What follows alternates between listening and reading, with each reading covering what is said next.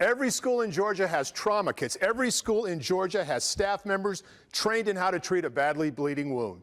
You're about to see the value of that.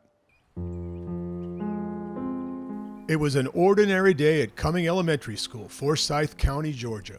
Kids on the playground playing like usual, and then the unthinkable.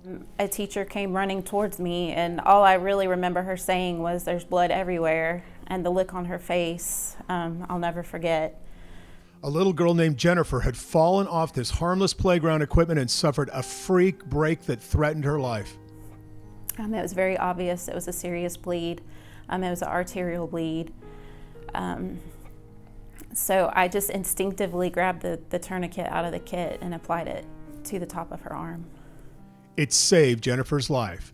Grateful that we had the tools we needed. Then Principal Leanne Rice will remember the emergency room doctor's words forever. He said, "There's nothing you could have done any differently. It's what saved her life." This was not a happy accident. Every school in the state of Georgia has stopped the bleed kits, and multiple staff members trained how to use them. This is all made possible by the Georgia Trauma Commission and the Georgia legislature that uses fines from super speeders to buy these $40 kits and provide the training. Although for the most part, local EMS has done the original training for free. A national model for trauma care. Jim Dodd from the National Stop the Bleed campaign. It's more than just the course itself. It's really helping your community to survive. And that's what they need to think about. And I think they do. They just don't know how to implement it. And now that we have some states that's done it, we want to help them to figure out how to do it in their own state. Texas just passed legislation to put Stop the Bleed kits in every school. Chicago Public Schools has kits in every school. North Carolina and Indiana are close. It takes money, but with so much ESSER money floating around this country, you can do it if you have the will. I'll ask you the question, and you answer this. What price do you put on someone's life? If you save one life, then it's well worth it. It just so happens school nurse Kathy Gregory applied the tourniquet, but it could have been a number of staff members. It's that easy. It's as common as CPR or the Heimlich maneuver. I like to use the analogy of, think of your blood vessels as a water hose. Like, how do you get the water to stop if you're in your yard? You just kink the hose. You really could teach it in less than 5 minutes. There is a 2-hour course you can take that we took, but it's not hard. Anybody could do it. All right, so I'm gonna practice on you.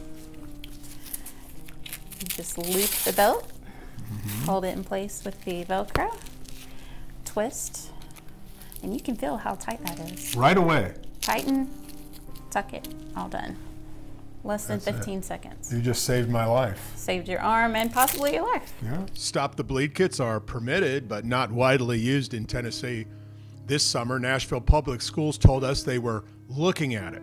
Closing in on Thanksgiving, still no firm plan, but MNPS says it wants to, quote, order to purchase and distribute to schools as soon as possible.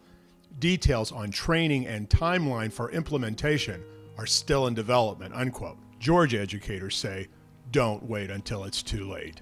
My most important job is the safety and security of those entrusted to my care.